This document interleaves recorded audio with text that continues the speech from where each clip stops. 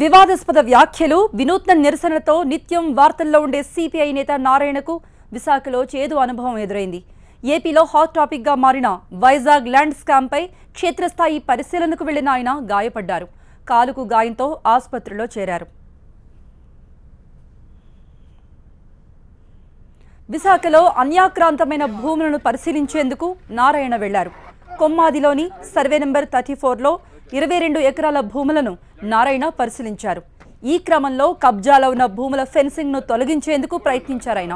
Fencing గోడలను కాలితో తన్ని కూల్చేందుకు నారాయణ దూకుడుగా వెళ్లారు. అయితే 2 సార్లు కాలితో తన్నిన నారాయణ మూడోసారి కాలుతో తనటంతో ఫెన్సింగ్ దిమ్మె ఊడి ఆయన కాలి మీద పడింది. సిమెంట్ బ్రిక్స్ మధ్య కాలు ఇరుక్కుపోవడంతో మోకాలి నుండి అరికాలి మధ్య గాయాలయ్యాయి.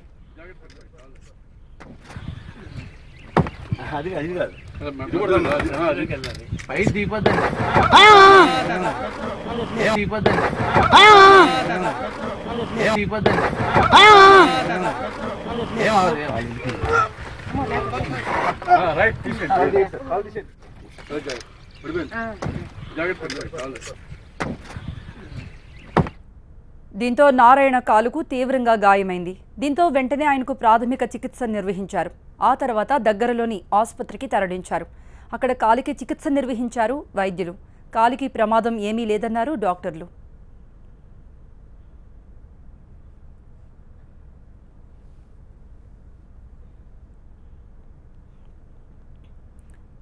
వివాదాస్పద వ్యాఖ్యలు వినూత్న నిరసనతో నిత్యం వార్తల్లో ఉండే సిపిఐ నేత నారాయణకు విశాఖలో చేదు అనుభవం ఎదురైంది.